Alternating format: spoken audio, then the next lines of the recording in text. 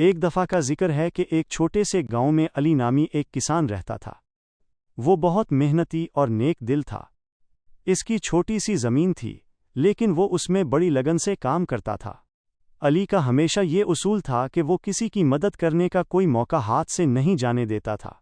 ایک دن علی اپنے کھیت سے گھر لوٹ رہا تھا کہ راستے میں اسے ایک پرانا بوسیدہ سا بٹوا پڑا ملا۔ بٹوے کو کھول کر دیکھا تو وہ سونے کے سکوں سے بھرا ہوا تھا۔ علی کے دل میں ایک لمحے کے لیے لالچ آیا، مگر اگلے ہی پل اسے خیال آیا کہ یہ کسی ضرورت مند کی محنت کی کمائی ہوگی۔ علی نے فیصلہ کیا کہ وہ اس بٹوے کے اصل مالک کو ڈھونڈ کر اسے واپس کرے گا۔ اس نے پورے گاؤں میں بٹوے کے بارے میں پوچھا۔ کئی لوگوں نے جھوٹ بولا کہ یہ بٹوا ان کا ہے، لیکن علی نے ہر ایک سے بٹوے کی پہچان پوچھی جو وہ نہ بتا سکے۔ آخر کار علی کو ایک بوڑھا شخص ملا جو بہت غمگین دکھائی دے رہا تھا۔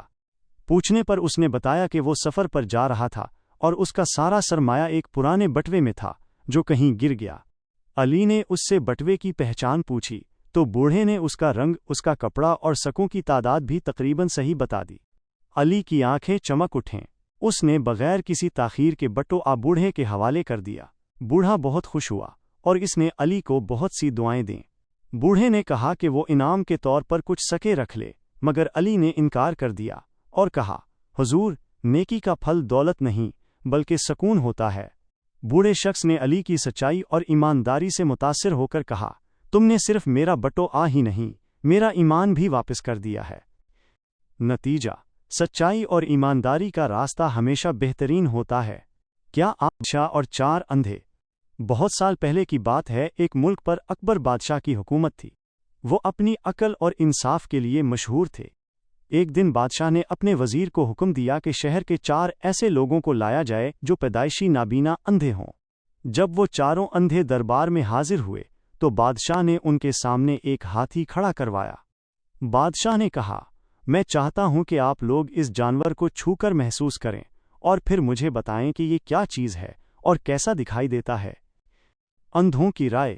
بادشاہ کے حکم پر چاروں اندھوں نے ہاتھی کو چھونا شروع کر دیا۔ 1 پہلے اندھے نے ہاتھی کی سونڈ کو چھوا۔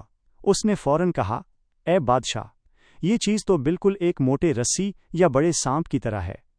2 دوسرے اندھے نے ہاتھی کے کان کو چھوا۔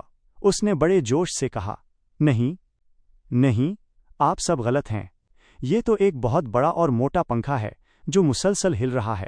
3 تیسرے اندھے نے ہاتھی کی ٹانگ کو چھوا۔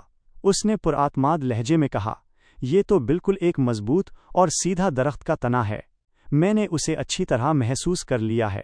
4 چوتھے اندھے نے ہاتھی کی دم کو چھوا۔ اس نے نفی میں سر ہلاتے ہوئے کہا، آپ سب کی باتیں بے بنیاد ہیں، یہ صرف ایک پتلی رسی ہے جس کے سرے پر بال لگے ہوئے ہیں۔ چاروں اندھے آپس میں بحث کرنے لگے اور ایک دوسرے کو غلط ثابت کرنے کی کوشش میں شور مچانے لگے۔ بادشاہ کا فیصلہ۔ اکبر بادشاہ مسکرائے اور بولے، آپ سب سچ کہہ رہے ہیں، لیکن آپ میں سے کوئی بھی پورے سچ کو نہیں جانتا۔ پھر بادشاہ نے وضاحت کی، آپ میں سے ہر ایک نے اس جانور کے صرف ایک حصے کو چھوا، اور اسی حصے کی بنیاد پر آپ نے پورے جانور کے بارے میں اپنی رائے قائم کر لی۔ در حقیقت یہ جانور جس کا نام ہاتھی ہے، ان تمام چیزوں کا مجموعہ ہے۔